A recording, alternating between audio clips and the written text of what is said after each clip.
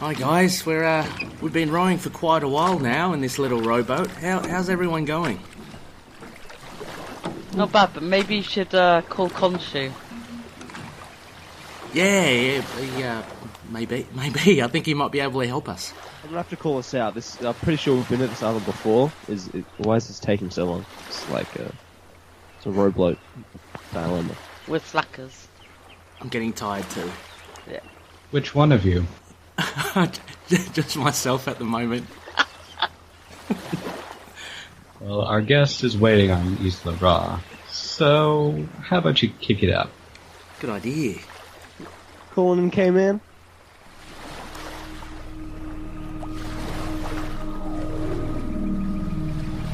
Hello, this is Khonshu. What can I do for you? Well, we need to get somewhere fast. Like, dangerously fast. And we're not talking rowboat, we're talking the best you can give us. You gave a crazy man the ability to be even crazier and punch harder. But what can you give 4 lovely podcasters to get to a weird island in the middle of nowhere? I do like you all. How you going, Rebecca? How's it going, Chad? What's up? Connor, you doing well? Ray, not so much. Yes, I can give you some special powers to make your journey quicker. Let it be so.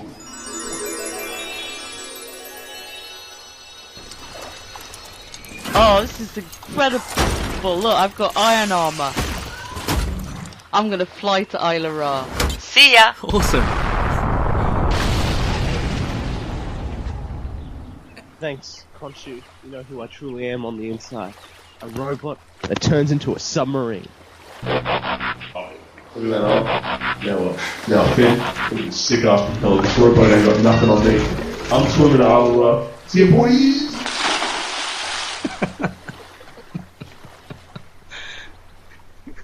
And you know my true wish. I just don't want to be here.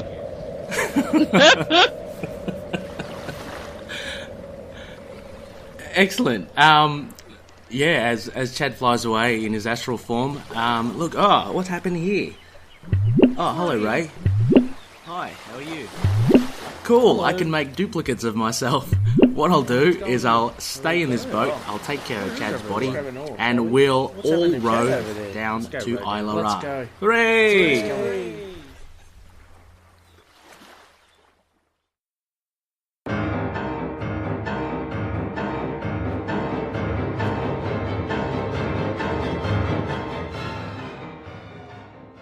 Welcome. The great Khonshu welcomes you to the 50th episode of Into the Night, a Moon Knight podcast. Whilst the High Priests and the Power of Chad make their way to the Isla Ra, I just wanted to take the opportunity to thank all the Loony listeners for listening in on the past 50 episodes. If this is your first episode, then I hope you enjoy what you hear. Sit back and enjoy the glory.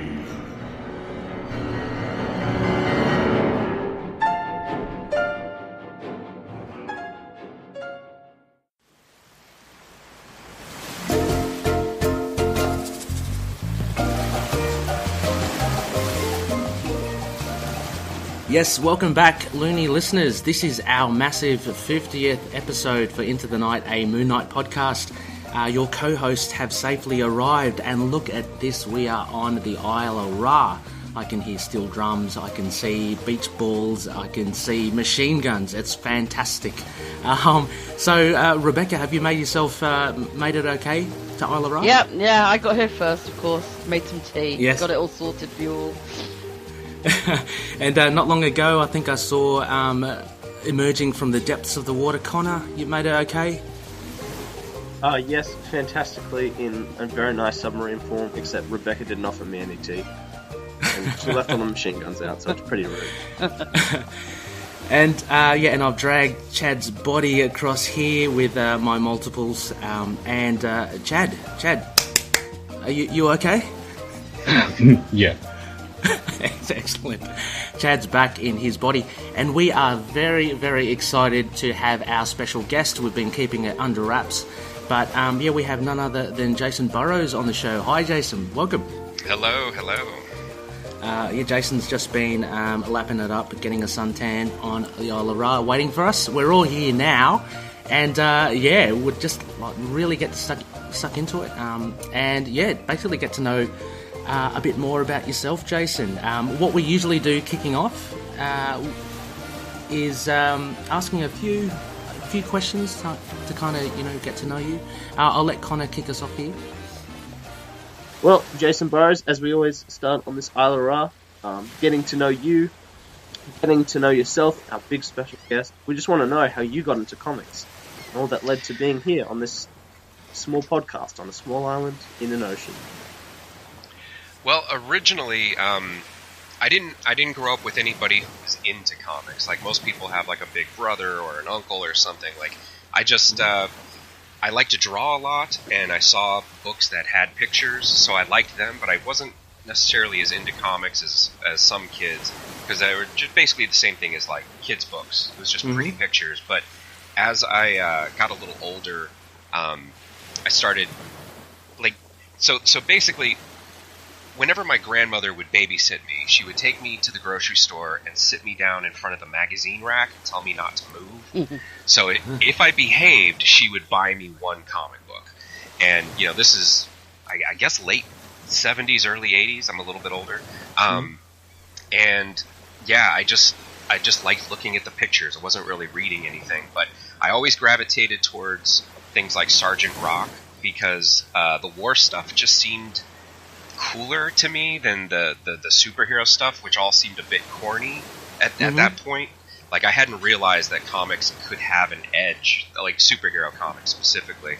But it wasn't until I started seeing things like heavy metal that I was like, oh my god, these things are cool. Yeah. All of a sudden there's blood and boobs and craziness. So that kind of opened the door initially. And then when I got a little bit older, I made friends with people who actually were like legitimate collectors, people who had like most of a run of X-Men or something. Then I got intrigued enough to start going to stores, and then I found my own little niche of stuff that I like. But it was also it was mostly based around my love of ninjas, which was like a really big thing in the 80s. Oh, okay, yeah. It's kind of hard to get an idea of what that was like, but like right around like the early 80s, the ninja thing was crazy. Like they were our superheroes. So like through that I found like Teenage Mutant Ninja Turtles, which led to Daredevil, which led to all G.I. Joe and all that stuff. There was a lot of like G.I. Joe was real big too, because they actually had television commercials that were animated to advertise comics, which was crazy. It'd be amazing to see that kind of thing again. Yeah, well, the toy figures were quite big back in the 80s, weren't they, as well? I remember them. Absolutely. As you're saying, we had a lot of Action Man in the UK. I think I'm probably around the same age and had similar kind of introductions to things. So we had a lot of Action Man. Those little 3-inch figures were great. Yeah, I missed on the Action Man, the G.I. Joe and Action Man, because I'm a lot younger than you guys, but in the 2000s they basically like kickstarted all those again. So you got like the 75th iteration of Transformers, you got new Ninja Turtles, He-Man, all that stuff. But for some reason we never got a new G.I. Joe show back in the day. So they're always like older figures. I was like, action figures. They're Action Man. They can't be turtles. So I'm not a big G.I. Joe head, but it's good. Tangent. There was a Warren Ellis written G.I. Joe animated miniseries that was really hardcore and really cool, but like nobody's heard of it. But if you look for it, I forget exactly what it was called, but the fact that it was Warren Ellis, you kind of know what to expect. Yeah. Wow, fantastic. So actually, I was just going to say, the actual silent interlude you included was actually the first thing at G.I. Joe I ever got into, which was actually my entry into that. Oh, wow. Pretty cool to dig back into that. And sorry, just to remind the Loonies, so what we do have a swag of books that Jacen has chosen for Isla Ra. What we'll do on the episode summary, connected to this episode, we'll have like an encrypted link there. So if you don't want to be spoiled and want to have these comics revealed to you during the episode, stay away from the links. Otherwise, if you want to pre-read them, just click on the link before you listen to any further to this episode. Have a little read and then jump back into the episode. But yeah, very interesting stuff. Jacen, also as well, just going back to like when you first started, because it always still kind of really interests me. When you're saying that you like drawing in general to begin with, what kind of stuff? If it wasn't like like comics and superhero-y stuff, when you were young, was it were they like mythology, like mythological creatures, or was it I don't know, landscapes or just portraiture, stuff like that? I think like a lot of kids, there was a lot of variety, but like primarily the one thing I've been obsessed with since I was very young is monsters. So I did lots of like vignettes of werewolves ripping people in half and like haunted houses, and you know, it was there. I drew a lot of creepy stuff from a very early age. At one point, I actually had a teacher that was concerned, and like I visited with a child psychologist at her bequest, and they were like, no, this is just creativity. Absolutely no big deal. And I now make a living drawing creepy stuff, so it worked out. So monsters was my main thing. So you're like that little kid in the movies when in the horror movies when the parents go, look what little Timmy's drawn. Pretty much, yeah. Yeah, I think I had I think it was a way to kind of deal with childhood fear, you know, like nightmares and just being scared of the world in some way. Like when you kind of adopt the monsters, you're safe from them, I guess. I don't know, child logic. Makes sense. Like you're kind of almost behind the scenes, and you get to know the monsters a bit more, and they become less scary. So, awesome. But yeah, horror has sort of been my primary genre forever. And did you watch horror movies when you were younger, and how did you get into horror? Yeah, I was introduced pretty young to at least creepy movies, like things that had maybe a slightly horror edge, but then I started, you know, like if my parents were watching a scary movie, I would sneak downstairs and watch from behind the couch, that kind of thing. Got in trouble a few times for that, but, you know, I definitely saw some stuff that was probably age inappropriate. But, in a way, though, I feel like that stuff is best when you're very little, because it's more effective. I get. Yeah, true. I look. When I was very young as well, I was introduced to. I think I saw Carrie, with Sissy Spacek. I think I watched that when I was like 5 years old or something. I have older sisters, so they slapped it on, and of course wanting to be part of it. I think I watched it. It affected me like massively, obviously, when I was a little kid. But it's funny. Yeah, you sometimes do. You do have that interest. Yeah. Mine was Day of the Triffids. The babysitter put it on when it was first on the BBC, and I was plagued with questions like, can Triffids climb up walls and get in windows at night? And because I shared a room with my sister, my little sister, and I was like, I wonder, should she sleep nearer the bedroom door or nearer the window? Because like, which one would mean that she gets the Triffids first? I was like obsessed with this fact that I'd go blind because of these Triffids. And I must have been like 9 or something. The baby said, let's watch this. So I was a little bit cautious about watching much more horror after that, and just sort of coming back to it now.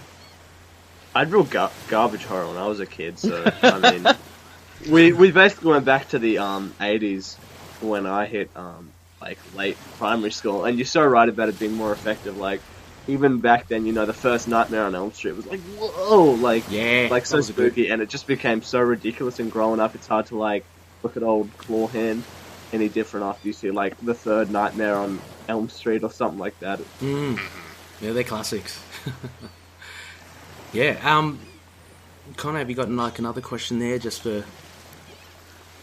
Oh, I suppose actually, I might actually save this one for later. But just another question we have for you when it comes to comics: Are you a reader at the moment? Are you picking up anything at your local LCS?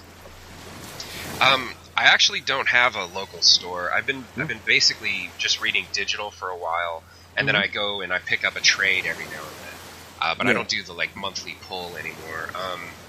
I would, but I've only lived in this area for about a year, and we're getting ready. We're looking to buy a house, so we're going to be moving somewhere, and it's like I just didn't want to establish a home base just yet.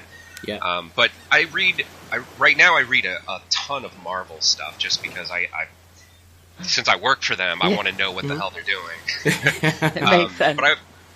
But like most of what kind of appeals to me is I guess stuff that isn't superhero genre. Like, so I read a lot of Image, and Image has had some just great stuff lately. Like in all of the stuff that Brian K. Vaughan does, probably my favorite would be Paper Girls.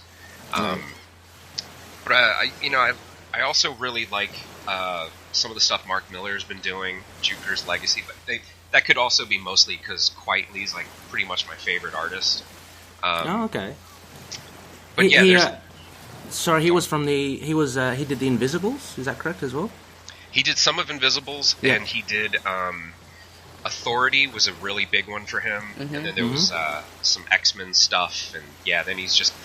I think my favorite that he did was We Three with Morrison, which is a story about animals being weaponized. Yes, somebody was talking about that recently on the Serious Issues forum, Ray. Yeah. Oh, okay. There was a long, it's really worth long checking thread out. about it. It has some of the most amazing storytelling I've seen in comics. Really good stuff. Oh, nice. You mentioned just horror. Two things that came into my head when you mentioned Marvel and Image was I just want to know, pretty keen. Did you pick up Immortal Hulk? Oh, the new one. Yeah. I have it, and I haven't read it. Okay, cool. Like it's in my queue. Okay, but I definitely want to. I've heard it's really, really fun. Yeah, it's a nice take. And the other one from Image I was thinking of was Gideon Falls. I'm wondering if you. No, not yet. Okay. Is that Jeff Lemire? Yeah, that's one. Yeah, like I'll definitely pick that up in trade. Yeah. Ah, cool. I will say, when it comes to horror, you can't really do better than Junji Ito, the Japanese guy who did Uzumaki and Geo, and he's done a bunch of stuff. But he does the best horror comics in the entire medium. Is it the guy that did the Spirals, right? Yeah. Junji Ito is stuff that, like, I remember the first time just reading it, just how much it sticks with you. Like, it honestly, like, makes your body crawl. Like, so I read with Uzumaki, and I'm not sure if you've read, like the human-shaped holes in, like, the faults in, like, okay, bro, like, just those sort, like, the way it really falls upon, like, genuine. It's very surreal. It's like going through someone else's nightmare. He has this amazing ability to tap into just what's inherently creepy. Is it like, I'm very ignorant with these comic series, though. Is it anything like the Japanese horror like movies that we see?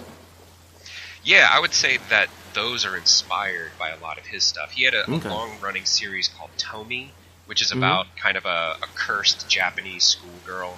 She keeps appearing in places, and if someone... I can't remember exactly, but if someone falls for her, they die, or something like... Or she dies, and keeps dying and being resurrected. Like, it's real creepy, but it has that kind of...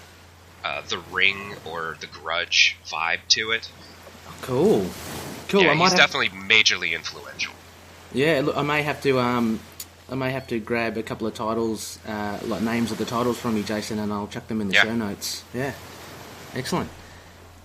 Rebecca? Yes, that's mine. So obviously you discovered that you have a talent for art at some point in your life. So when was that, and what led you to make it into a career? Well, I think I always look at it like this way. I think all kids draw, and then most kids find other things that they like or other things they're good at, and then they just draw less. But I think if you just stick with it, you get good automatically. It was the one thing that I was always slightly better at than all of my other classmates, so I was like the artist of the class, and it just kind of self-identified that way.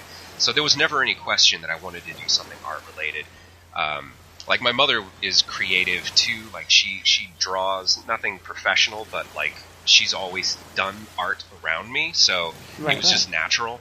But by the time I was probably in middle school, like 6th, 7th grade, I just knew that I wanted to do something art related. And I think I was probably 13 when I settled on comics. It was like, that's what I'm going to do. Wow. No question. That's so good. That's so good. Like, that I mean, is at really that good, age, yeah. to like make us like make a To just vow know. to. I think it's yeah. really cool when someone knows and actually manages to do it. Because a lot of people change their mind a lot. I don't think I decided till I was leaving university what I wanted to be. So. Yeah. Sometimes when I look at my student loans, I do think I might have made the wrong decision, but that's okay.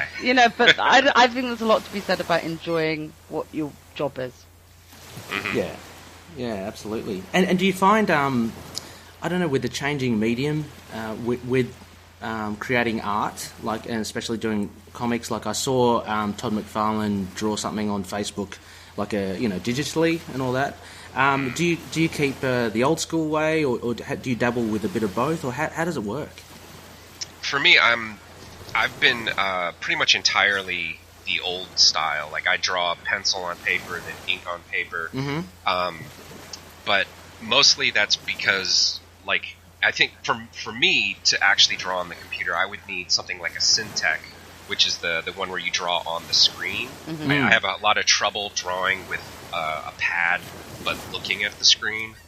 Yeah, I think with practice I could probably figure it out, but it just always felt so unnatural. And the ones that you can draw on the screen are super expensive, so I just never did it for that reason. But I am thinking long term, like, because now, like, you can honestly use tablets and get professional quality, which wasn't the case even 5 years ago. Yeah. So things are changing, and I see the advantages of digital, because, like, as it is now, after I scan, I'll usually go into Photoshop and do little stuff, like I'll shift an eye over a millimeter, or kind of maybe adjust a background or something, just to try to, like, tweak it for the guy that's inking my stuff now. Yeah. So a little bit of digital, but I'm not drawing anything digital yet. Okay. But it also, there's the factor that, like, if you switch over, you can no longer sell your pages, and that's like a whole extra income source. Oh yes, right. So like going to conventions and or online, just selling your And just also, I'm just curious as well, because like with the digital kind of method of drawing, obviously you can zoom right in. How big do you draw your layouts? Because some of your work is really detailed, and I can imagine you'd have to be drawing it at a larger scale, right? Yeah, I stick to 11 by 17, but I've always been very detail oriented, so I just get real close to the page. I'm sure really it's annoying for the inker. No, that's really great. It's really good to see. Yeah, right. See, I always thought of it like when I was less skilled, when I was starting out, I could throw a lot of detail on a page, and that seemed to satisfy the page. Like, people could look at it and be like, well, maybe the figures suck, but look at all this background detail. Yeah. So you can hide behind detail for a while. Now I feel like I'm kind of be able to use the detail to enhance them. Yeah, right. And layouts as well. Just wondering again. I'm just thinking of your Moon Knight run currently as well. A lot of it's great. Very a lot of it lends itself to like Moon Knight's like fighting movements. Like it's very fluid, as well as just shots. Like again, I'm thinking of that shot of the ship in the sea on the way to Isla Ra, and Moon Knight just kind of, you see versions of him fighting the thugs on the ship. With layouts, how do you... Is that something that you and Max Bemis are very intimately kind of working on together, or how does that work? He writes in full script. But for something like that, he'll kind of lay out what his idea is, and then say, just go crazy, like make this one a wild action scene without too much specificity, which is nice. This is actually the first time I've gotten to draw what I would consider an action book. I've had lots of comics that had a little bit of action here and there, but Moon Knight actually, punches the hell out of people. So I can I really wanted to dig into that and make the action visceral and brutal. And, you know, I see so many comics where the fighting is very static and, you know, like, I feel like if you're going to do superhero stuff, the whole point is to have that kind of explosive dynamic. And, you know, so I put a lot of thought into trying to figure out how to try to, like, I guess make the impacts more damaging, I guess. But yeah, as far as layouts and stuff go, I basically just use printer paper and I draw like a dozen tiny little thumbnails until something looks appealing to me. I love looking at layout stuff. It's so fun. Yeah. It's the kind of stuff that just seems so mysterious to me. I'm like, how do you even... And then somebody will post their layouts to... I just think it's magic. And, just the level of like leading the eye and all that. It's really good to kind of see. We talk about it a lot with we actually mentioned, I think, one of the first issues or something with yourself and Max BEMIS. We did talk about the fighting scenes and how fluid it was, and it reminds me of I've been reading the epic collection of Shang-Chi, like the Masters of Kung Fu, and they use that a lot, where you have literally panel by panel by panel where you see the movements occur, and that reminded me of Moon Knight, pretty much, your run of Moon Knight. Yeah, it's fun to get a bit, I guess, animated. You know, especially, like, my last main project was Providence with Alan Moore, which was as clinical and static as you can get. Like, I actually had critiques online that would talk about how things look very stiff, but it's like it's a comic book about a reporter in 1919 walking around and having conversations. You can't really be dynamic. So it was really nice to just kind of cut loose and show that I can do fight scenes. yeah, for sure. No, it's really good to see. Chad, have you got a question there? Yeah, I was kind of wondering. So, Jacen, how did you first come across Moon Knight? Like, did he just, like, drop into a pull list, or, like, how'd that go? I had always been aware of the character. Like, if you read any Marvel stuff, you kind of know who all the people around are, but I hadn't actually read Moon Knight until the Warren Ellis relaunch. And I was like, oh, this is really cool, but I also was aware that this was a departure. So I knew that he was kind of taking a unique, different take on everything, but it kind of established enough that I had a sense of the character. So when I came over to Marvel and started talking to Axel Alonso about a job, he suggested Moon Knight, and I was like, well, let me read it. And I went in and I basically started from the... I forget who the writer was, but it was the David Finch stuff where they relaunched from #1. Yep. And I read everything from there on.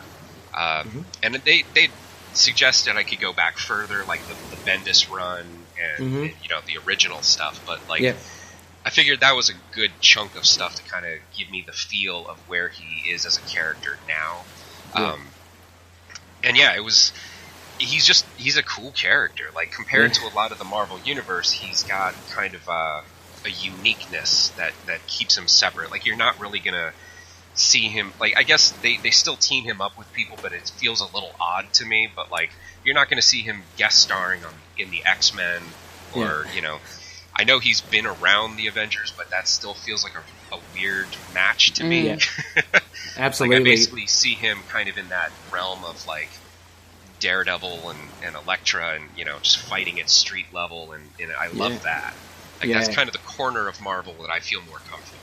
Yeah, the good old street level. I mean, even with Daredevil, he pretty much is kind of like a lone wolf, but he has dabbled in with the Avengers as well. But exactly as you say, Moon Knight, he always seems odd, and when he's in the team as well, it seems that a lot of the characters don't know how to deal with him. So he's constantly kind of segregated from everyone else. He's not really someone you imagine taking orders. Yeah. Or listening to other people's plans if he has a better one. Or gets otherwise distracted. Yeah. But I'm also not sure, like, I'm unaware of whether or not his identity is just broadly known by everybody. Like, does does the Hulk know that he's a billionaire? And you know what I mean? Like, how much of who he is known by all these other people? And you'd think it would be a factor. Like if Elon Musk started hanging out with the cops, they would be careful around Elon Musk. yeah, for sure. Yeah, it's and it's a good run that I think that you were introduced to as well. I think that would probably suit your sensibilities. I mean, considering what you just mentioned about horror and you know, the grim aspect. Charlie Houston was the writer of that 2006 release. Very much a flawed character, like very much. Like you talk about people with issues. You know, there's Mark at his lowest ebb. You know. Having ripped the face off his arch rival and pretty much crippled.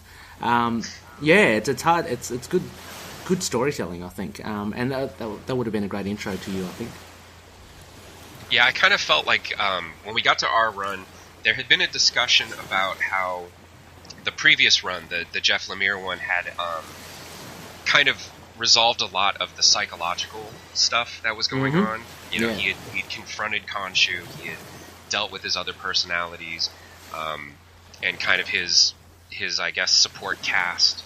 And so we wanted to start him in a place where, you know, he's almost happy. You know, like when you see him kind of going into his crap hole apartment, he's not an unhappy guy. He's happy to have this weird little, you know, whatever you would call that place, just like a horrible little hole in the wall, and to just do the various aspects of his life separately, but everybody's working together, and you know, then of course you get the Sun King and all the other stuff thrown into the mix. But we started out where he's just in a kind of a nice stable area for him. Just speaking with the likes of Sun King and the Truth. Did you design the looks of both of them? And well, the Sun King, it was pretty basic. They you know, basically he was supposed to be kind of a leaner version of Mark himself, kind of. Like he's just a wiry dude, but he had a bit of a Jesus look. Like that's how he was described. So like once you have the hair and the beard, the rest is pretty basic. I did make the suggestion that we. What's his name? The actor from Devil's Rejects. Bill Moseley. Moseley was a big influence on my like kind of crazy-eyed visual for the Sun King, but maybe a bit younger. Right. And with the Truth, he basically just said a huge guy with tattoos, and then I did a few sketches, and we ended up kind of going towards this like Danzig Lobo guy. I could see the Lobo. We wanted tattoos, but I didn't want to go too detailed with them. I wanted to make them more geometric, just because that's easier to draw, and to give him a bit of a unique look. But I don't know if he was designed to be a long running villain, or if he was basically a one shot who kind of pops back up. But you know, he ended up being a lot of fun. I think that second issue was actually my favorite to draw because it was just a brutal fight in a tunnel somewhere. I mean that was good to actually, because you actually saw the violence of Jake Lockley as well, and you get a sense I thought it was a good introduction, because the first issue 188 Moon Knight is pretty much not in it at all, which was a really I think a really bold, really good way to kick off a series, and so that second issue, where you actually start seeing the dynamics of Mark's identities into play, and there is a lot of violence in it, which is pretty good, you know, without sounding too weird. Although I don't think we even come close to the Charlie Houston run. In terms of violence. Yeah, that's true. That did reach some dark places.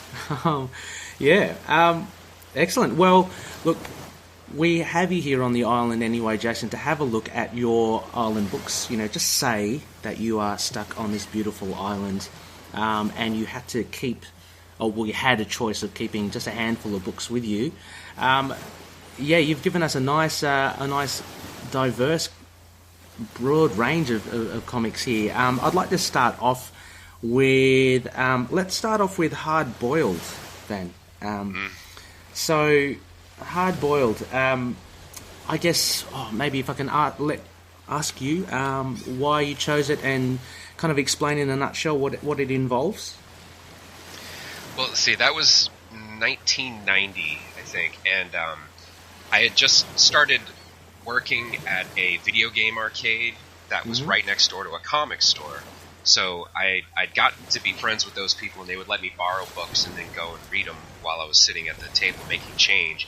And I had started reading a lot of just kind of mainstream stuff, and that was right at the right towards the beginning of Image and like all those Image creators being huge. So you had like the Jim Lee X-Men, the X-Force, all that stuff, and that was exciting. But then like out of nowhere, this hard-boiled book shows up, and it's oversized, which was weird, and it had this strange like clean line style that I'd never seen outside of like a couple of European books. And I initially was like, this is not for me. But as soon as I kind of opened it up and looked inside and saw the initial scene where there's, I think it's the second, page 2 and 3, there's a spread of like a car rushing towards him, and he's shooting at the car, and there's bodies everywhere, and I was just immediately in love. I was like, oh my god, I want to do this. I want to draw this super detailed, crazy Euro style, and it was just a profound moment where I was like, this is just a different thing. This is a whole new look and approach to comics. And it just was really inspiring. So for like years after that, I kind of was pushing my drawing to be more detailed and to kind of integrate just really clean lines and detailed backgrounds, and it just had a big influence artistically. And like the story, it's Frank Miller, but it's weird Frank Miller. Yeah, I think that's a consensus that we got. Yeah, yeah. There's not much. You basically are just looking at a spectacle, and I think the original argument was that it's basically a cyborg's dream or something. Like it's right. Making sense of the story is kind of pointless. It's just something really pretty to look at. Yeah, I mean, the art is pretty much, it is a standout. I mean, Jeff Darrow, I was just speaking to the co-host a bit earlier on, and how I got introduced to Jeff Darrow's through Shaolin Cowboy on Image, and it was just phenomenal. Like, to the point where you're kind of like spending a lot of time just looking at one panel because of all the detail involved. Pretty much got the sense of it here as well, but a lot of very cool, a lot of violent images, a lot of very weird images. I'm looking at mermaids and large people, a lot of technology. It's a wild ride. Chainsaw orgies and weird dogs. Like, everything about it is just weird, and I really appreciate that kind of, I guess, what the fuckness of it. Like, what even is this? So, it challenges you to kind of at least think about what you're seeing. And it was just, it was a very profound moment in terms of style for me, especially. But yeah, right. Not so much the writing. It's funny because when I was looking at it, I could very much see the influence on you in the style. So I don't know if that's a compliment or not, but they felt very similar. Yeah. Yeah. I love this. I'd never seen it before. Yeah. Sorry, Connor, what was that? Oh yeah, I was just about to talk about Jeff Darrow for a bit. I love his style and a lot of ones like it for like how brilliant it is to have like incredibly detailed artwork, but it's never unclear. Like, you're never trying to find the clarity between the panels. You're never confused as to what's happening. All this is happening. You're like, that's that. It's just brilliant, and I just love how like deep the inks are as well, which is something I've appreciated in your works as well, Burrows. But yeah, it's just, I mean, luckily I've only smashed out Shaolin Cowboy and his art book, Jeff Darrow's, but I definitely want to go back and just find everything because it's just sensational. Would you say a lot of this would go into stuff like Cross or some of your books with Alan Moore or Warren Ellis, some of the earlier stuff? Like, is there a distinct type you try to take from here, or is like just kind of this idea of depth and like just detail that kind of works its way in? Transmetropolitan. Oh, yeah. Yeah, I would say it's definitely like more of an overall influence mixed with a couple of other things. That, like, the one thing that I loved about that work that you actually touched on is the fact that you can look at it and you know what it is. It's not like a blob of black ink. Whatever is being drawn is being drawn meticulously. And I think that lends itself to, like, you can hand that book to anyone. They don't have to have any history of reading comics, and they're going to be able to open it and know exactly what they're looking at. I think there's times where you have something like Sandman, for example, that if you give that to a layman, they're not going to follow it as cleanly. It's going to have weird expressive abstractions, and maybe they're not going to follow it as readily as someone who reads comics a lot. But yeah, like, I just have always felt that I wanted my stuff to be clean, and that the storytelling be as clear as possible. I want people who don't read comics to be able to pick up something I do and be able to follow it very easily. And I would say stylistically, Jeff Darrow was a big influence, and then Katsuhiro Otomo, who did Akira, was also a huge influence. And he's also extremely detailed, and they both kind of melded together. I basically kind of fell into a camp, in my head at least, of being kind of a mixture of that European and Japanese style, more so than like an American mainstream artist. And that's kind of given me like that opportunity to work with people who want to do more of an alternative comics thing. Yeah. It's good that you touch upon the Japanese aspect of it. I just reminded of when Akira, the animated movie, first came out, and how groundbreaking that was, and the amount of detail in that. I mean, back in the day, I haven't watched it in ages, so I can't say how it's held up now. But yeah, all that technology. I'm just saying here, Jeff Darrow is just meticulous with all the technology. Like, there must be a massive amount of imagination involved in all these cybernetic and cyborg things. Yeah, he did the concept art for the Matrix movie. If you ever look at his drawing, if you look at his artwork specifically for that, it will blow your mind. Wow. It looks better than it does in the movies. It's amazing. his tech stuff is untouchable. Yeah, fantastic. Yeah, right. Well, so I mean, this is one of your books, Hardboiled, much to do with the art than anything, and as you said, a massive influence for you earlier on. I want to change it up a little bit now and look at one of your other books here, Jacen. G.I. Joe, Silent Interlude. Now, I read this last out of the list that you gave me, and it was really funny because it was I kind of burned through it really quickly. I didn't I didn't know the premise at all. And I was like, okay, I'm going to sit down, I'm going to get ready to read G.I. Joe. And it's like, whoop, whoop, whoop. It's like, okay. that was it. Take us through this one, Jacen. Why did you like this? And actually set the scene for the premise for this issue, because I don't know many of the characters in this. Yes. Well, as I mentioned before, G.I. Joe was just a big deal at that time in the 80s. And, like, I had seen other G.I. Joe comics that my friends were into. And when I got that one, someone had loaned it to me and said, you know, this is amazing, you have to check it out. The idea that it was an entirely wordless comic blew my mind, and had this, again, like a big effect on me of just making me realize the importance of visual storytelling. Yeah. It had never been apparent to me prior to that. Like, there's words and there's pictures, and they just work together.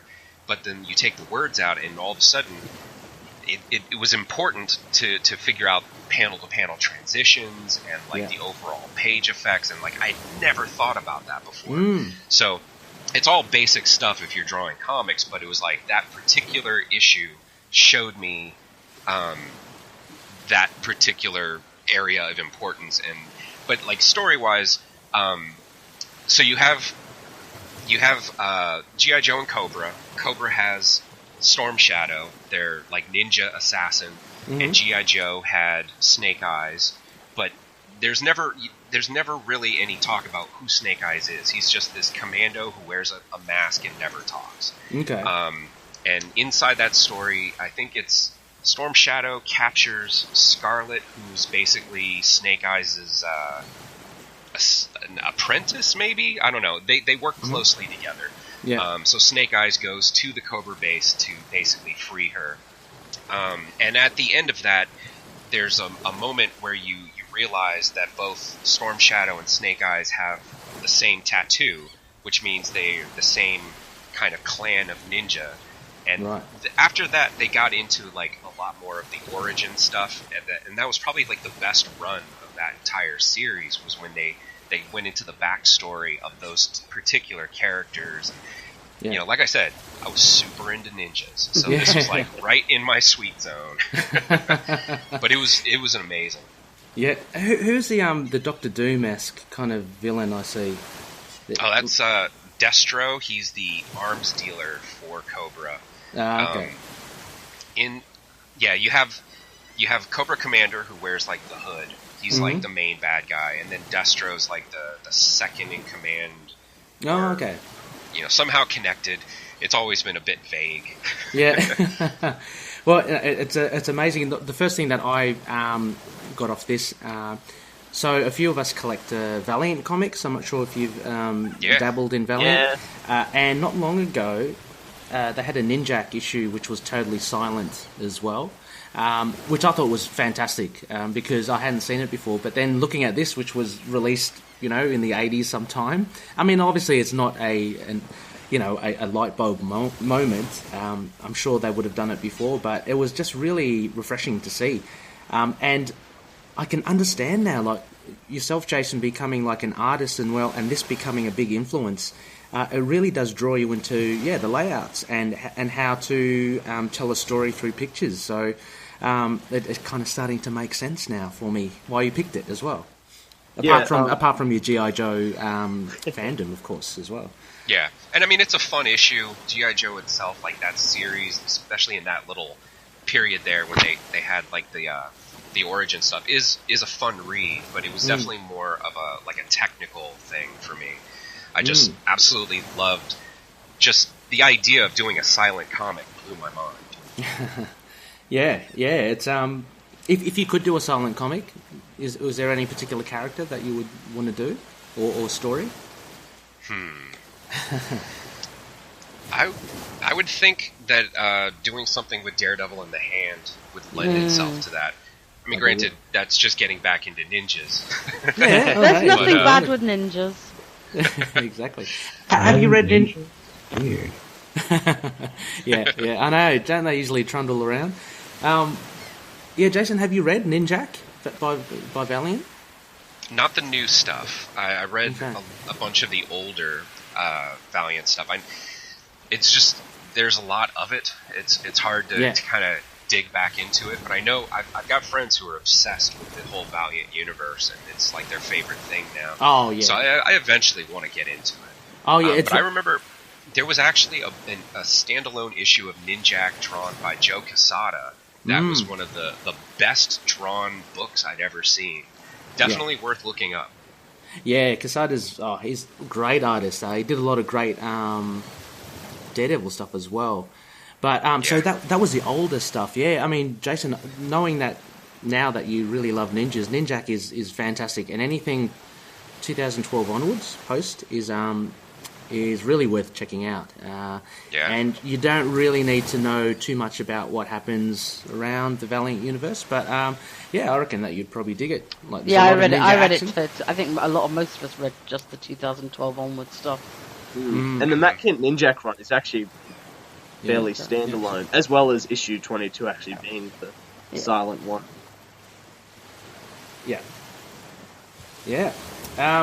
So this was a G.I. Joe. Fantastic. Actually, so we probably should give a shout out to the credits as well. So have you got your issue handy there, Jacen? I don't. Oh, I don't? Okay, no worries. So I've got here, so it's called Silent Interlude, Story and Breakdowns by Larry Hammer, Steve Lealoha, finishes. George Roussos colouring, Denny O'Neill editor, and Jim Shooter the editor-in-chief. So this was in 1984, released March 1984. So Silent Interlude, yeah, a very very wordless issue. I guess working on to that with the... It's not ninja. I always think G.I. Joe, I always think that is military, right? But we're dealing with ninjas here. Yeah, like it's kind of a fantasy stuff. Like it's a squad of special forces people from all over the armed services. But they're like there's a Native American guy who has a pet eagle who attacks people, and you know there's a guy who's a firefighter, special forces man. I don't know what he's supposed to do, but like there's just. It's action figure-topia. It's just the weirdest ideas they could come up with that are vaguely military-esque. Yeah, right. Cool. Well, actually, we'll just take a quick short break before we get on to your last 3 books, Jacen. Cool. Hi, this is Dave. And I'm Stu, and we're from the Signal of Doom. We're proud members of the Collective, and you're listening to Into the Night, a Moon Knight podcast.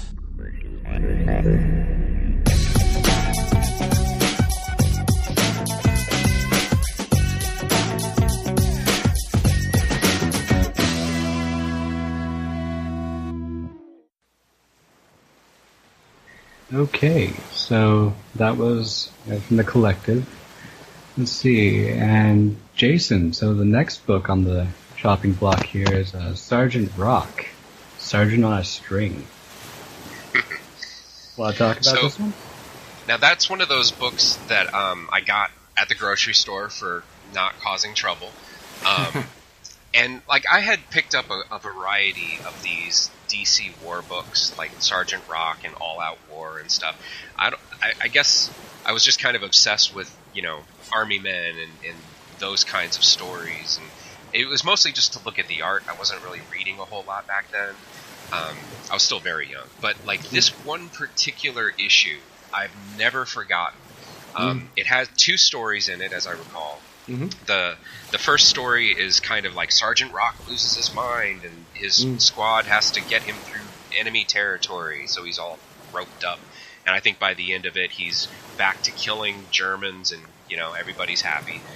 But the backup story was this crazy horror story, like just that blew my mind. It's by Steve Bissette, who also did a lot of the Alan Moore Swamp Thing stuff. So he's really known for that kind. I'm sure he also did a ton of stuff in the UK.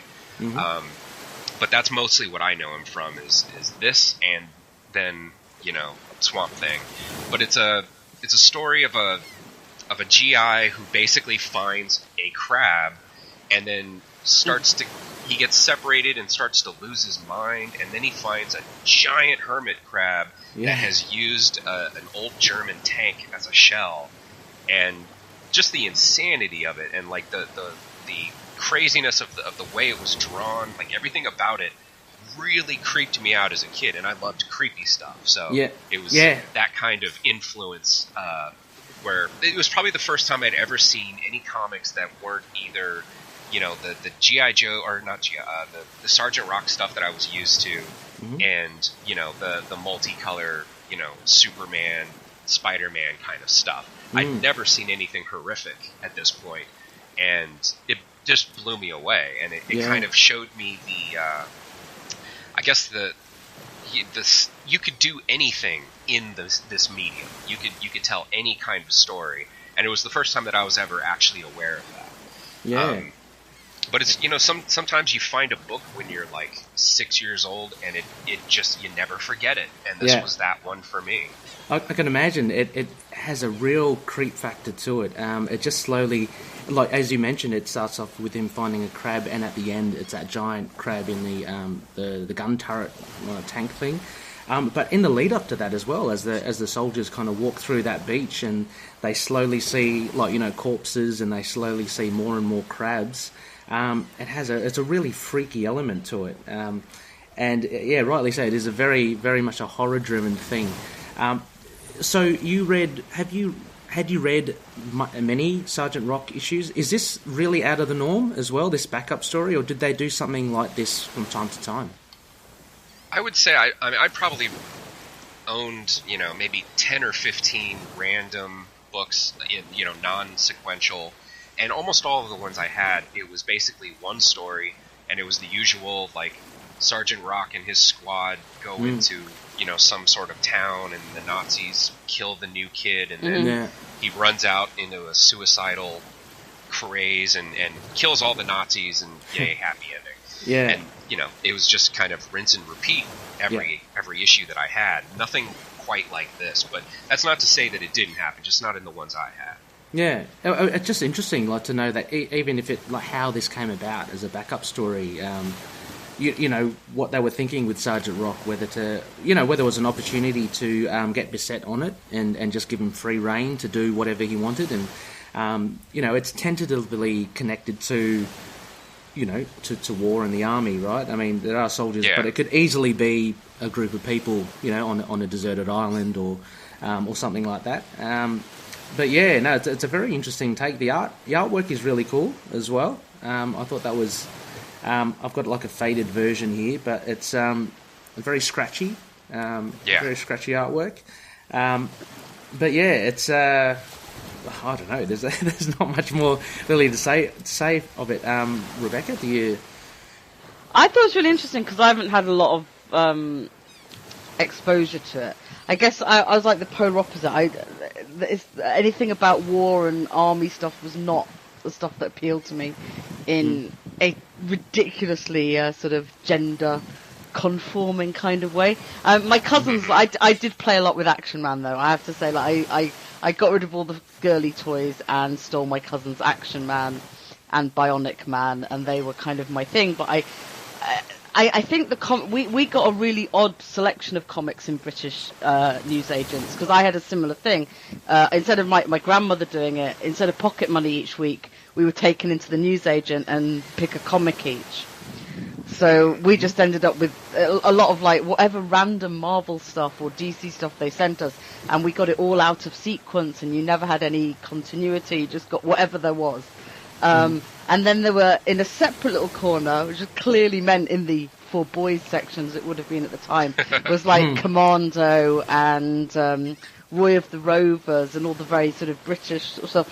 So I thought it was really interesting to actually like read one of these like it's just something I just wouldn't have picked up, and I just genuinely really enjoyed reading it. I thought it was good, and if anything, it would make me go and dip in. I used to work I'm a trained librarian.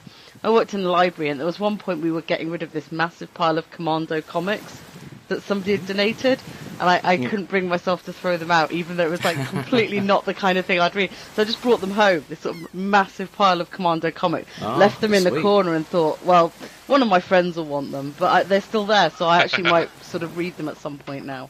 Yeah. And it is quite a nice collection, because it's just this, they're little. They're sort of like A5 size. So it's quite a dinky little collection. So it was a true pleasure to read it, is what I'm saying. So I'm glad you enjoyed it. Yeah. I mean, it is a surprise for me as well, Jacen. I don't read too many books related to to the military and the army and stuff. Without giving too much away as well, there is one Loony in an upcoming episode for another Isla Ra, and we go through a book from Danam, which is from Marvel. Had you read any of that as well, Jacen? Or? Yeah, that one was almost on my list. But that one, the Michael Golden artwork in that is some of the best stuff Marvel ever published. It's beautiful. Yeah, right. But brutal. It is.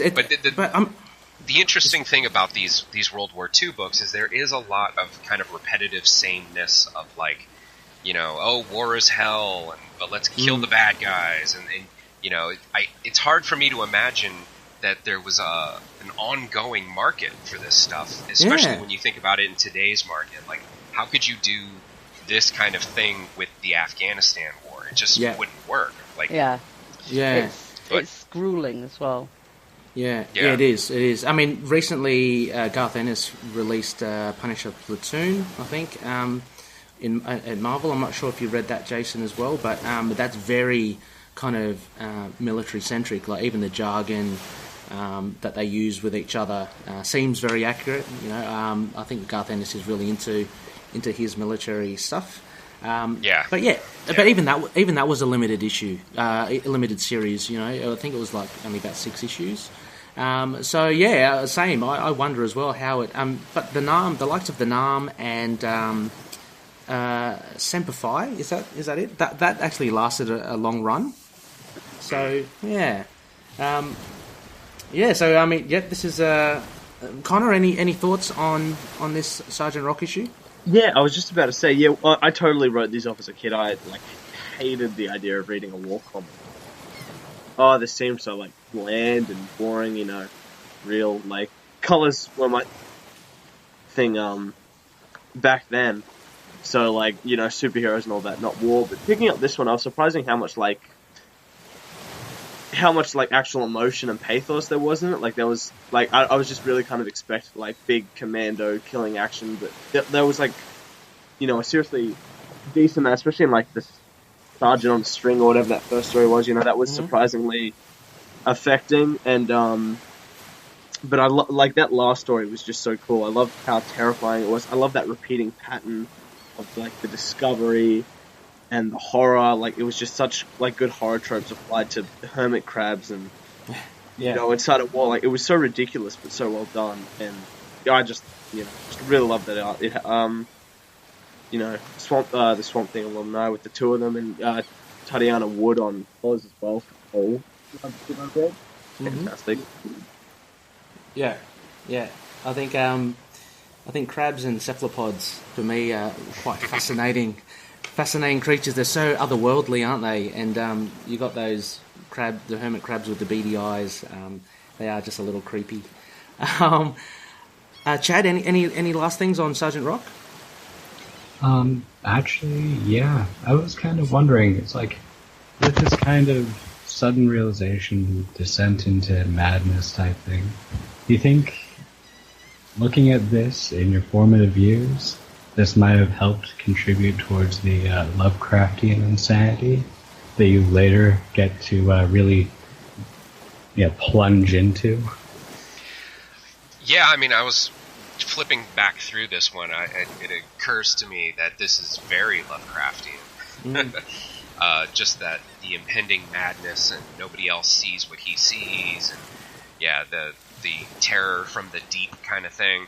I wasn't really aware of Lovecraft himself or his writing until I think I was probably 12 or 13, and I picked up a book of short stories, and his was the last one in the book, and it had such an old-fashioned sound to it, for lack of a better term, that it really left an impression. It was like something had come from the past, and I got kind of obsessed with him after that.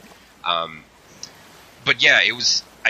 This kind of thing might have actually been one of the first existential horror stories that actually had kind of had an effect on me.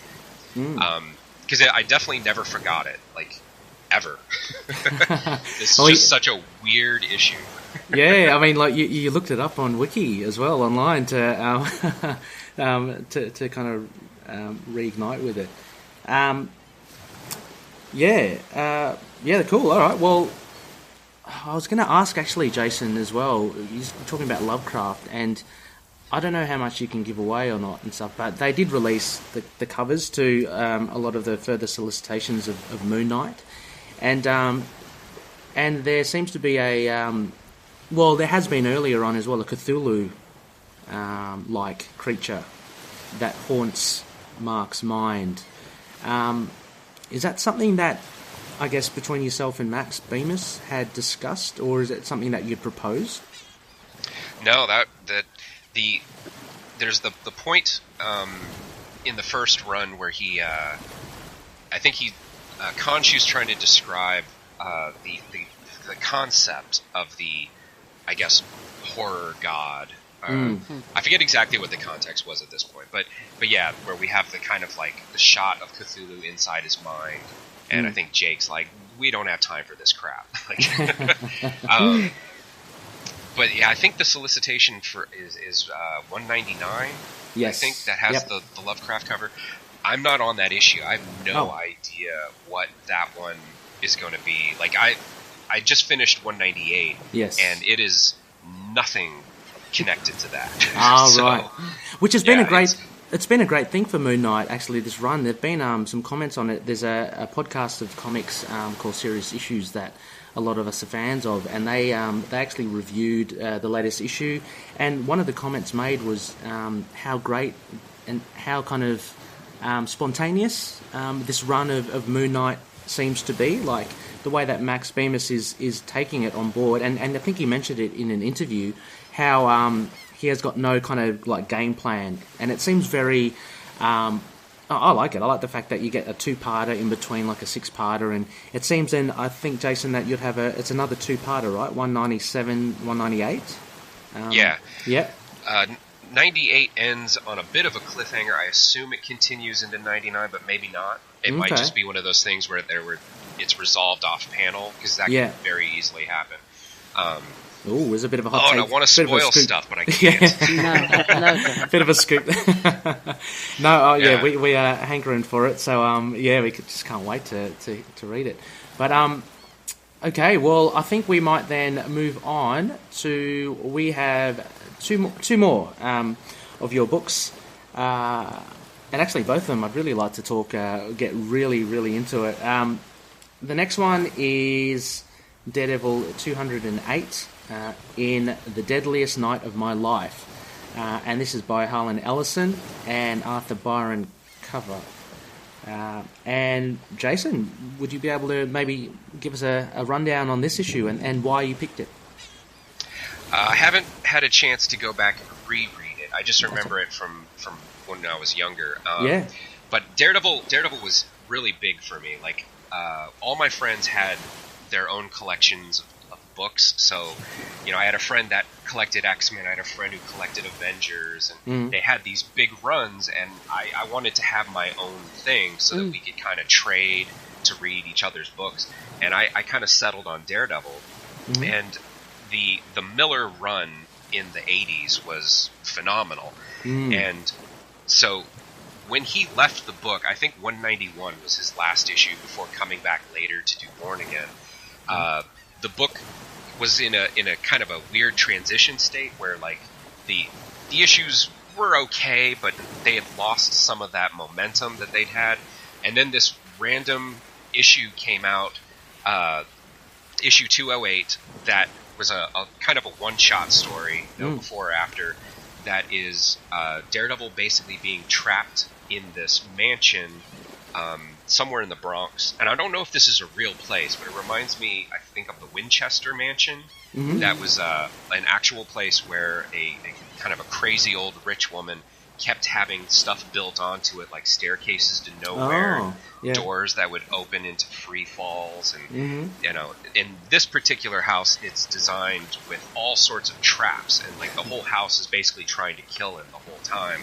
And it just had this really, like, I don't know that I'd ever read anything quite like it, where it was superhero, but it was like, again, it was horror, and the fact that it was self-contained really kind of appealed to me. But it's a really tight 20 or 22 pages. It's real solid. Especially when you look at today's kind of decompressed storytelling. There's just a lot of meat in a really small area there. There is, isn't there? And I can't quite recall plot stuff. I just remember being fascinated by this book and flipping through it over and over and over. Oh, well, look, I just read this this morning, just a couple of hours, and I thoroughly enjoyed it, actually. This was exactly as you say. It was so self-contained. It had me guessing who the hell was behind this sort of thing. Daredevil mentions Arcade, or who's the other one, the Jester. He doesn't know, and reading through this and not having not read this issue as well, I was kind of thinking, what the hell is going on? But basically, so Daredevil, his attention is drawn towards a little girl who kind of lures him towards this mansion, and he wonders that, she's got, he can't really lock onto her heartbeat, I think. Her beating is a bit fuzzy. But anyway, so she leads him in, and almost like a cartoon, a steel door just slams down and traps him in. And then it kind of starts from there. And then he actually picks up the girl and he goes, "What's going on?" And he hears something funny, so he hurls her away, and she explodes into a million bits. And so she was like a bomb, which I found what a weird way to start an issue, you know. So in that haze, he just goes through a series of, and it was really fun because each little room had its own little thing. So. You know, he goes through the first one, and there are like little darts which have like hallucinogens in them or something. He gets grazed by one. He starts hallucinating.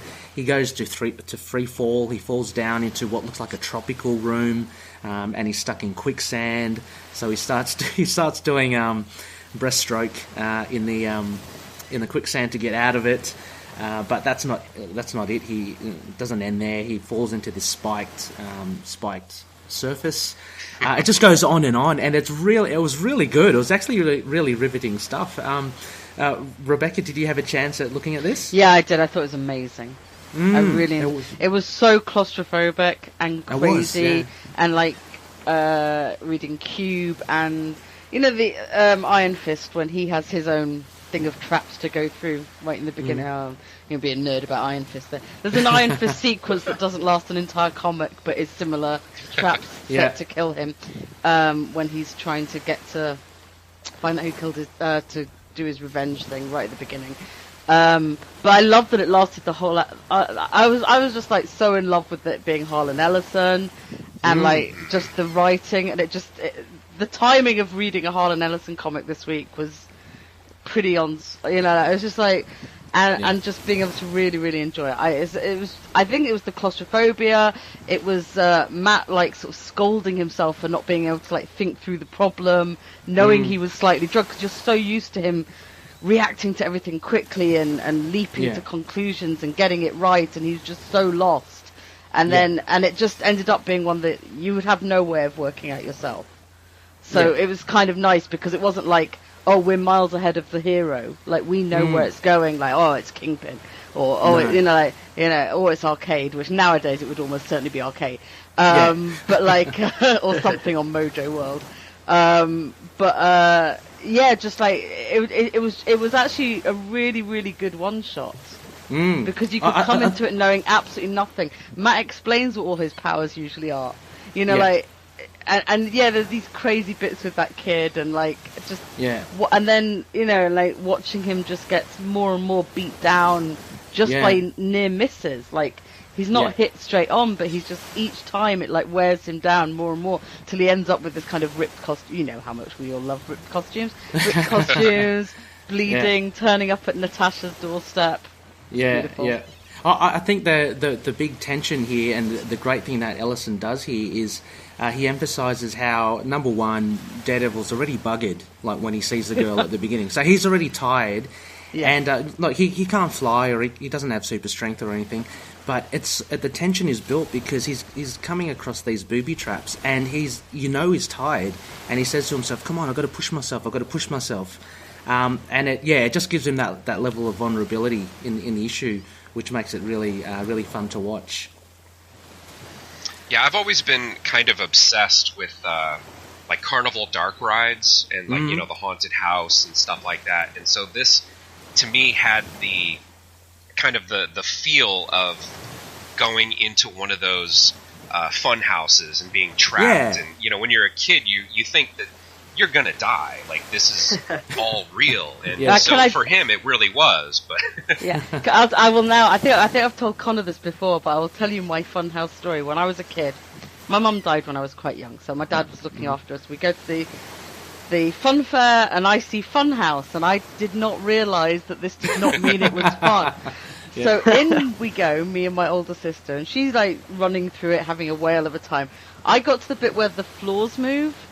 And apparently just curled into a ball and started crying until my dad had to go through it backwards to come and get me. So like that. It's totally to me. Fun houses are the extreme of horror. Apparently, I've been in them since and got over it. But it was always kind of one of those fun stories of like I read Funhouse and thought this will be great. Came out a terrified wreck. There were no black mambas or taipans or tiger snakes in that funhouse, Rebecca. I did like that he could work out every single breed of snake that was in there. Yeah. Just listens to breathing at the zoo. But yeah, it was certainly fun, and I just love the variety of these booby traps as well. Yeah, Connor, what did you think of this? It was incredible. I didn't realize it was Harlan Ellison until you guys spoke about it. I didn't even know he did comics. You know, I'm a big fan of his work. And what he's contributed to movies and video games. So looking at a comic, it's like, whoa, awesome. And I mean, someone who kind of went back through like Marvel a lot, thanks to Marvel Unlimited. One of this thing that really draws on one of my favorite things in superheroes is just having the hero get the shit beaten out of them. I love them when they're like down on the ground, just so, you know, destroyed, and just like there's just every step is like another odyssey, and it's just, I just love it. And this one was so great because it not only drew on that, but it really drew on his powers. There was a lot of cool visual stuff with it as well. Yeah, just so much happening. I love all the traps. I love how it worked with Daredevil. I love how it drew on him as a person. You know, really helped move it. And I think the profiles in here actually, like as you see, like there's some really iconic poses here with him as his suit gets more ripped, and he has to like throw off the gloves and stuff. Yeah, it's just fantastic. And it actually, when I first started reading this, it actually kind of drew on a lot with, you know, there is really that big period after Frank Miller leaves. It's kind of forgettable with Daredevil. Like it's such a new direction, but no one really knew what to do. And even then, I'd only really clung onto the Anna Senti stuff after this, but this is really good, like obviously, and it drew him into like one of the first villain of like the first Frank Miller Daredevil issue as well. And yeah, it's just I love it. Yeah, no, it's really good. It has a bit also, Jason, a bit of the ninja in there with Daredevil meditating to try and kind of heal himself a little bit. He's got the happening. Yeah, there's a little panel there. Chad, any thoughts on this comic? I really like the entire idea of, like, one of the first things that happens to him is he gets hit with the dart that makes him start hallucinating. It makes me wonder, like, exactly how much of the traps are real, how much is fabricated, and how much of his senses are just betraying him. Because that's one of his whole things, that he has all these hyper-hum senses. Yeah. Well, in this case, I think it might have actually been his weakness. Because he didn't have eyesight, just, that's obvious. Yeah. But at the same time, he's supposed to be able to hear far into the distance. That's one thing that they really take advantage of. Is that he can hear into the distance, but, you know, with his increasing depreciation in that, or maybe it's just going wonky, it leads him astray over and over again. Yeah. So they take his strength and just stab him in the back with it. Yeah, no, good point. It does keep him vulnerable. And then we see later on, at the end, the reveal at the end is the mother of a small-time villain, I guess, called Deathstalker, which Daredevil had encountered previously. It seems to be in Daredevil 158. He passed through a tombstone and died instantly. And so the mum, who obviously must be quite wealthy, she set up this whole thing to trap and to kill Daredevil. But he even manages to finally escape, and the whole place just goes up in flames when it self-destructs. So yeah, not without, you know, a lasting effect. I don't know if you remember, Jason, but towards the very end, he's on top of the fence, and he almost gets impaled as they shoot out towards him as well. Yeah.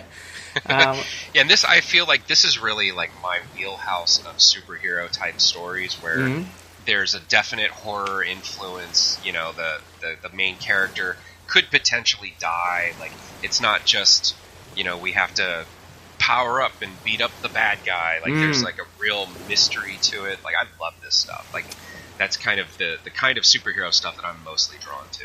Yeah. I mean, and I think it's safe to say that pretty much all of us, with our inclinations towards the street level heroes, we do like that as well. I mean, like, obviously we read other things as well, but the good things about heroes like Daredevil is that, yeah, they are closer to being human more than anything else. You know, you're not going to get this with the Hulk. He's just going to bash through it all. So, yeah. And a little nod here towards his relationship with Black Widow at the end as well, which is an on-again, off-again thing. But yeah, a very good issue, and it ends on a little bit of a weird note there with two, looks like clones of the girl at the very beginning, just with Matt Murdock in the courtroom as he does his lawyer things. Yeah.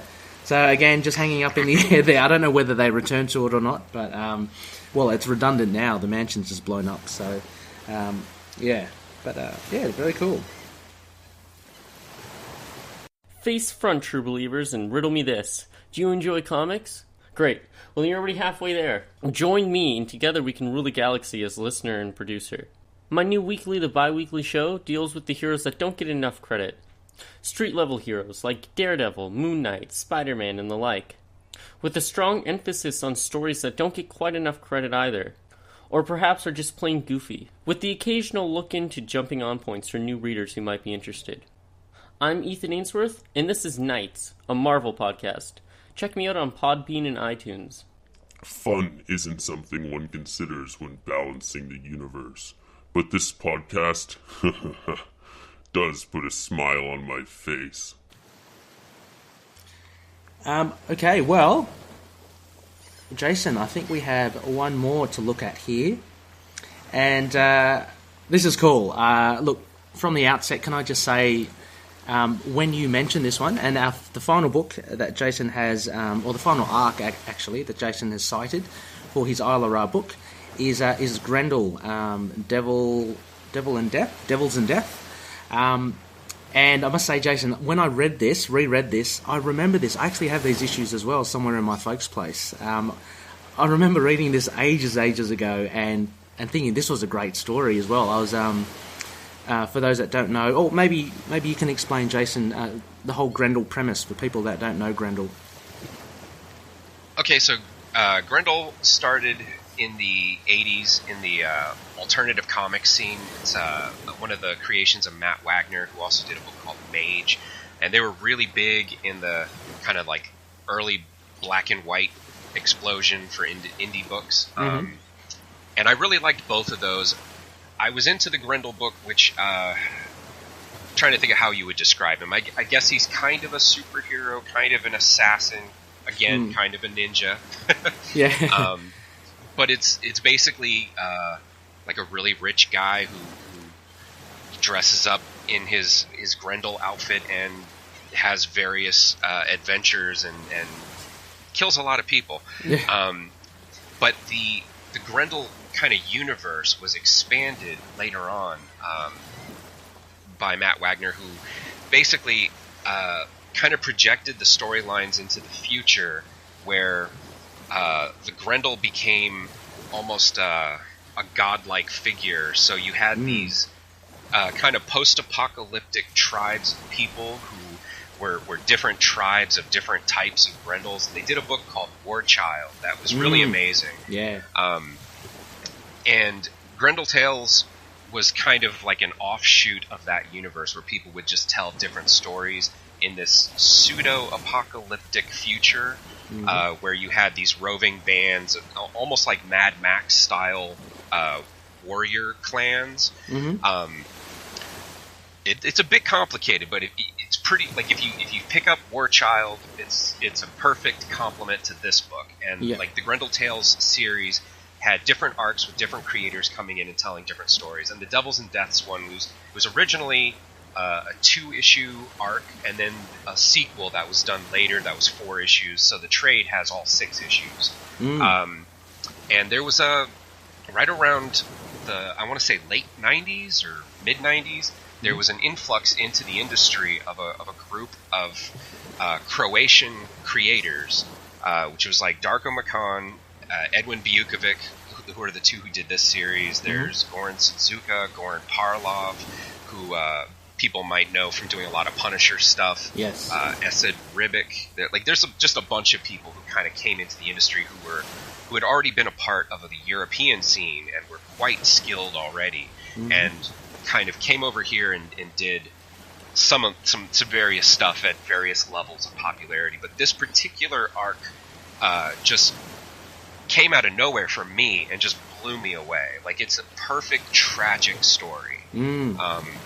I don't want to spoil it too much, but it's worth reading for anybody who loves comics. But again, for me, the main thing was the storytelling and the art. Like, Edwin Bukovic is an amazing artist who died tragically of a brain tumor in '99, I think.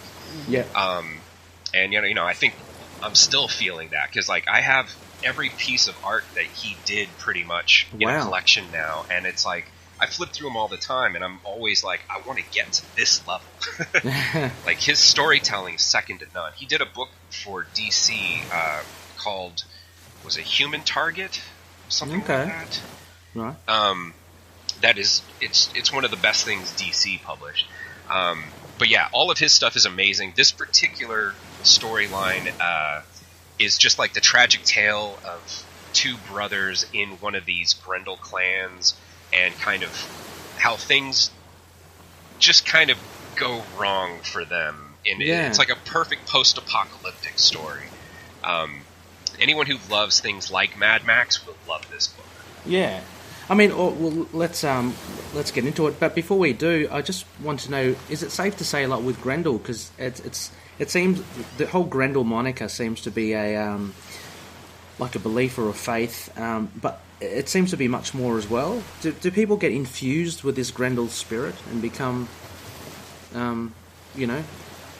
It's all kind of, well, I can't say for sure because I haven't read every single piece, but like, I think it's always kept kind of intentionally vague, so that people can kind of do their own interpretations and play with the different concepts. But yeah, I think the Hunter Rose, the original Grendel, is kind of like somehow a Christ-like figure for the warrior class, and everybody aspires to be this perfect warrior kind of concept.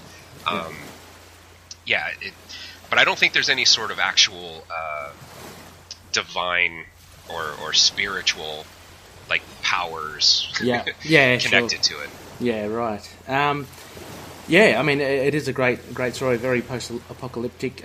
Basically, I'll just read the... so written by, as you said, Darko McCann, art and lettering by Edwin... how do you pronounce his name? Bukovic? Bukovic, yep. Colour work by Matthew Hollingsworth, and cover art by Matt Wagner. And so basically, there's a group of a clan, and they basically pick up some kids who have a sickness in them, and that's kind of like been a trap for their set by their arch rivals, the Karantani. So this clan actually take the children, but they find that they one by one they die. So they're contaminated, which means they're contaminated. They choose that one of them goes back, and the others basically give themselves a warrior's death.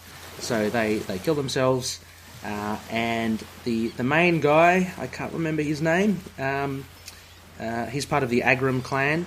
He makes his way back, and at the same time we see what seems to be a brutish figure kind of roaming the countryside, and he kills a shepherd, and kind of eats their sheep, eats his sheep and stuff. So in the background there's this ghoulish figure.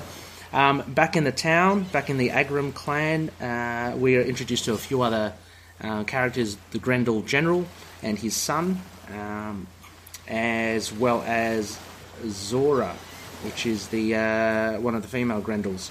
Very fun. You get a bit of humour in this as well. Obviously, Mayor Three Teeth. He comes in and he kind of is always bickering at the Grendel General, and you see along the way he loses a tooth whenever he gets punched, and he gets punched a lot. So he becomes Mayor Three Teeth, Mayor Two Teeth, Mayor One Teeth, Mayor No Teeth. So anyway, it's basically the dynamic of this clan, and what they do essentially is they want to kill this beast that's roaming around in the landscape. But at the same time, there's a bit of a power struggle within the clan as well. We see the son of the Grendel general, Igor. He's got ulterior motives, and that comes out towards the end as well, where he takes over the clan. Aside from that as well, we get that returning warrior, Drago, and he takes on the mission to kill the beast. As well as he's got a really nice relationship with his younger brother as well, who looks up to him. As we kind of go through the story, Drago meets the beast eventually, and this is a very, very touching kind of scene here, Jacen, with the beast as well, because it's such an innocent thing. It's almost a mutation of this post-apocalyptic world. And anyway, Zora actually trails them, and she tries to slay the beast. She's got a pretty cool lightsaber with her, and she ends up being killed by the beast. But Drago fulfills his mission, and with a flashlight, he kind of influences this beast to push the lightsaber up through his head, killing him. And yeah, it kind of ends with the kind of takeover, the power struggle within the Agram clan as well. So yeah, there's a real Game of Thrones in the apocalypse kind of vibe to it. Yeah, which I loved, and there's so much like world building in just 2 issues. Like, we never see anything about these clans prior to these issues, or even after the second series. It's just something they just develop inside of a single issue. Yeah. Like this entire world of how these clans interact with the local government, how there's the ones who kill the monsters, how there's power struggles within the clan, and it's all so subtle and so beautifully set up. And then like you said, the scene where he convinces the monster to essentially kill itself is just like, it's so simple and so effective, and it's just a beautiful comic. It's perfect storytelling for me. It's really exactly. I mean, it's so tight, isn't it? And you just have to jump in, and it's funny you make that parallels with Game of Thrones, because when you do watch that, you're kind of thrown in with a million characters to try and figure out who's who, and people are referring to each other, and you can kind of get lost. With this, there are a handful of characters, and you just have to jump in as well. But they are memorable, like whether it's the mayor with his 3 teeth, or the way they look. Like, the sun is always on the general's back. So I don't know. You get these relationships that happen, and you can see it kind of coming, right? There's that one bit where the son Igor, because the general's like half blind, and he kind of relies on the sun to tell him where things are. And there's that one little scene where the general's getting up and the son's going, just 2 steps to your right or whatever, where the barbells are, and he intentionally trips up the general just because obviously there's no respect there. Just those little things that you kind of pick up, which really kind of formulate this dynamic within the clan and world building, as you say. Yeah. Chad, did you manage to read this? Maybe you didn't, I think.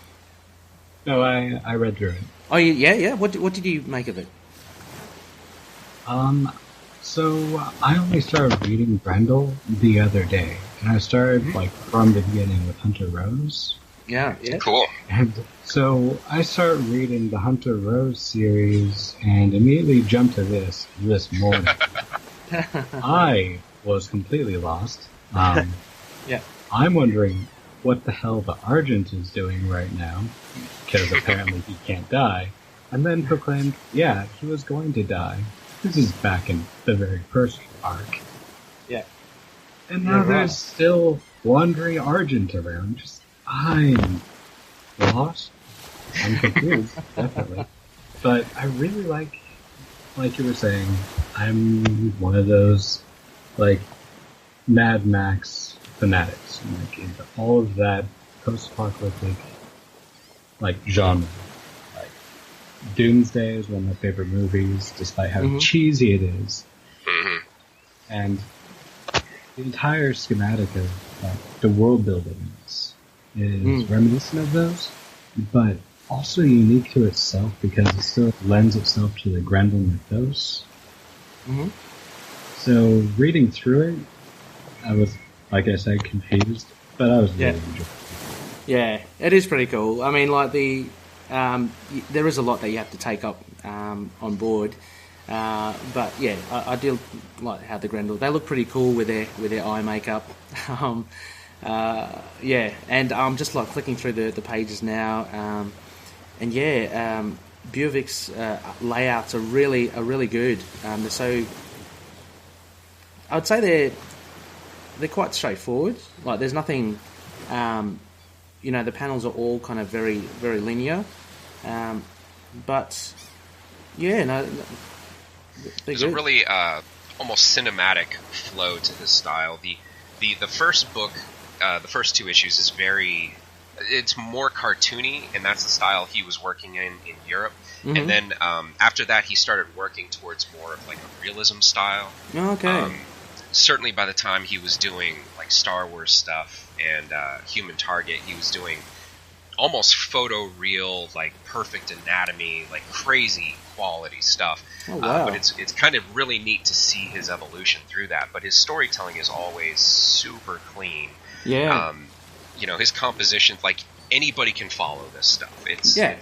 There's nothing confusing about any of his layouts or the actual like flow of the pages, and he still has some really great shots that are like kind of like establishing shots. Like there's one shot I remember of there's like a sheep herder, yes, and there's this kind of like old temple behind him. Yeah, and it's just a beautiful establishing shot of a location that could easily have been a throwaway panel, and it instead creates a really great atmosphere. And he ended up being a really big influence on me right after I got out of art school, and I was like really focusing on storytelling, since I knew I didn't really have like a super commercial like mainstream style. Like I was never going to be like an image guy, so I wanted to really focus on tight, clean storytelling. Yeah. And I can see, I'm just looking at the artwork as well, and you're mentioning about the external shots of the architecture, which is really impressive. But also Bjørvik's use of the backgrounds as well. Like he uses them sparingly, but not to the point where you look at the panels and you go, oh, he's obviously, like, he may have run out of time or what have you. There are shots there, where I'm looking at with Zora fighting the beast and Drago looking on. They're basically focused on the action, so he draws away from the backgrounds there at all, and you don't get any of that. But where, as you say, where he has establishing shots similar to where the beast is dead, and you see Drago hunched down dead, and you have the crew of the general there in front of them and his posse, you just get the nice silhouette of that, of the architecture in the background as well. Very evocative stuff. Yeah. Yeah. Actually, and also as well, if I'm looking here as well towards the end, so he does really lay, he really starts to get a lot of detail as well. So at the end, where the brother of Drago is at his grave, and is talking to him in the grave and offering him a pigeon, like a blood offering. There's like a tilted, I don't know what is it. It's like a monument which is covered in leaves and vines. And it's quite well detailed compared to what you usually see, and it really does strike out. And he has that come overlay on top of all the panels above it as well. So yeah, they're quite interesting ways to lay out stuff as well.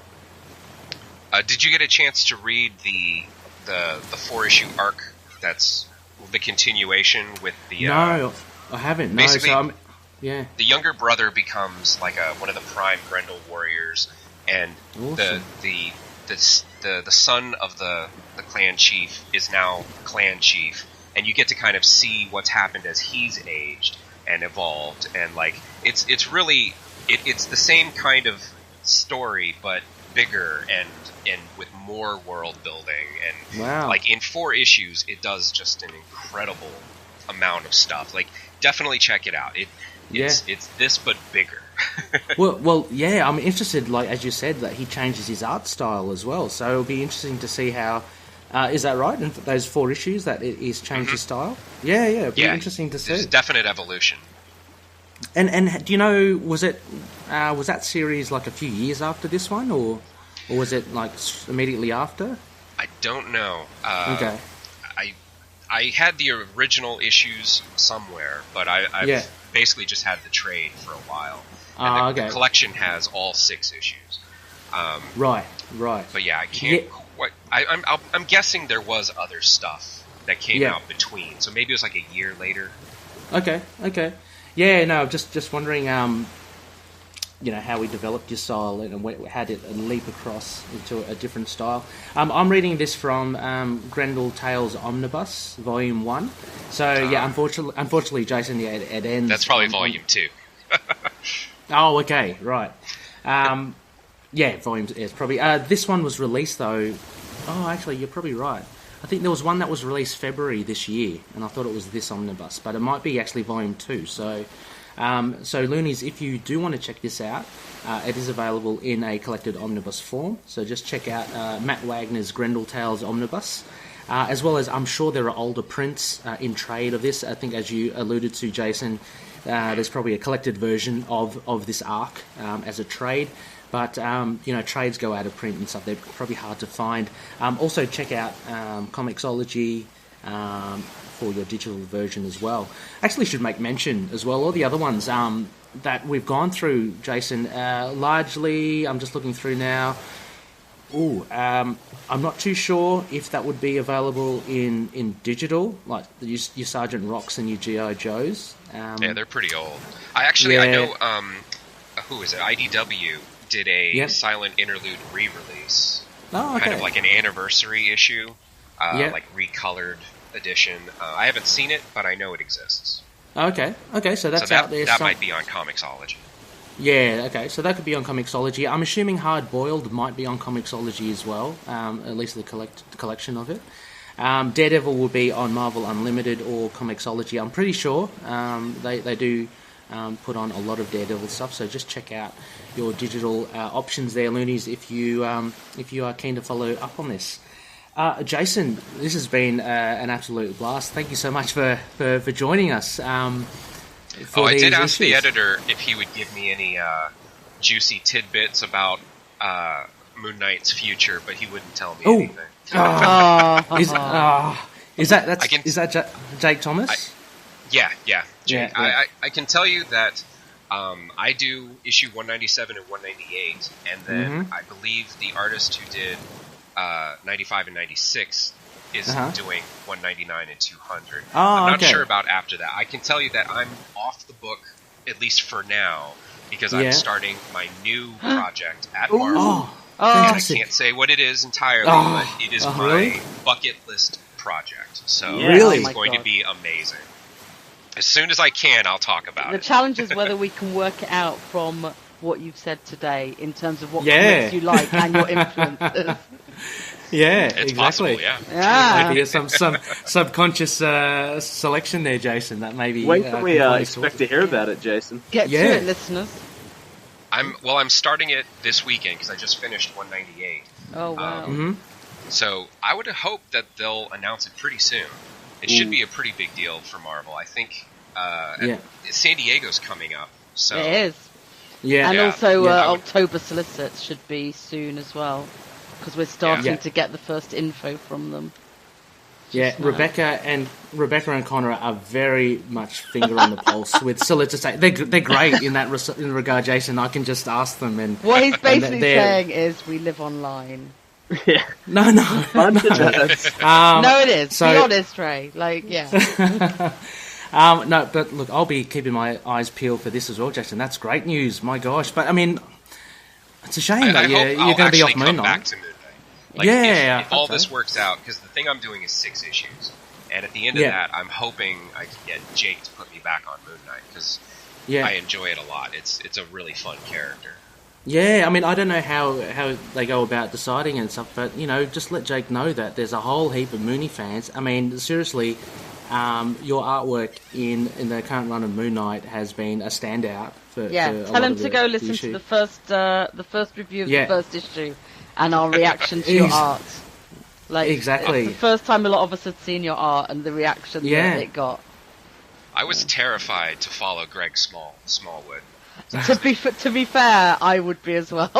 He's just amazing. Yeah, absolutely. But I think you've done very well. I mean, like you've encapsulated, and same with BEMIS, encapsulated a different aspect of Moon Knight, and that's just fantastic. I mean, that's what we love about Moon Knight. Every volume, if you look at it, is quite different. You know, fans may love and hate it, but they're basically look at the Houston run, Lemire run, the BEMIS run now. They're all distinctly different, and that's what's great about it. So Jacen, if you do manage to make your way back towards Moon Knight, that'll be fantastic. We'll be all looking out for this new bucket listed title that you'll be on, which would be fantastic. That'd be cool. So thank you so much. I'll announce it all over social media as soon as I'm allowed. Do it. So big thank you for making the time to jump onto our little podcast.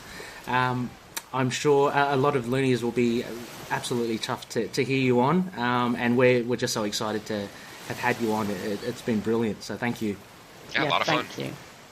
No worries. Before we go as well, I've got a little thing that I'll play now. I had tried to get in contact with Max BEMIS himself, and he's been very kind to respond, which is really good. And he actually sent me this little clip just to add into this show. So I'll play that right now. Guys, I haven't slept, and I'm listening to the podcast for the first time tonight. I love you. I love everyone who listens to this podcast, and trying to be quiet so I don't wake the kids, but I'm floored and honored to be writing Moon Knight for people like you. And I can only hope that my dogs don't wake up my kids. Because clearly I'm a fan of my children.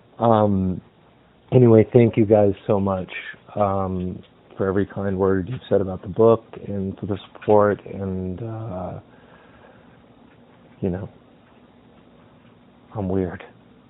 Thank you so much, Max BEMIS. That was fantastic. And Jacen, Max had told me as well that he unfortunately hadn't been able to catch you on the phone or meet you, but he said to send his sincere love to you. So so he actually called you his muse actually as well. So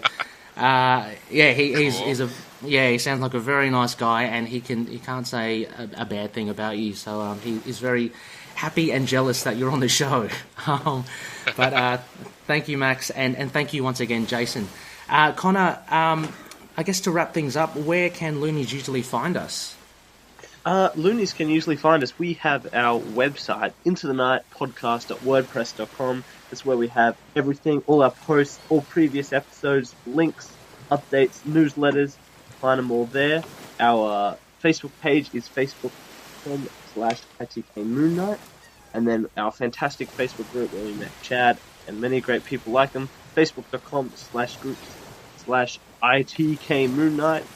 We're around the internet as well. We're on Spotify, we're on Stitcher, all the good podcast catchers, music, Google Play, on YouTube as well, hopefully just wherever you can find us. And make sure to email us as well. I've forgotten our email address. moonknightpodcast@gmail.com. Different from the ITK Moon Knight. It's all around. And just keep in contact with us. Any thoughts on the show, all our updates will be there, and join the group for a good Moon Knight time, as they say that in all the books. It's a very famous word. Yes, and of course, thank you, Chad, as well, for joining us. Chad's one of our fantastic Loonies in the group, and thanks to Rebecca and to Connor as well for such a cool discussion. And thank you, Burrows, for joining us on our 50th episode. Starting from top with our small little like episode 0 recap from 2 people who didn't really know how to podcast. Now we've got massive legitimate talent talking to us about comics and just having a good time. I know. Just Can you believe it? comics. About a year. It's been great. It's been fun. Like this project, Moon Knight's been the first time that I've worked on something that has that kind of like fan community. You know, Alan Moore has a lot of fans, but it's not the same vibe as like, you know, the kind of like superhero fans that you get for someone like Moon Knight. It's definitely cool. Like you get to feel like, you know, there's like a bigger reading audience out there who, you know, really cares about the character.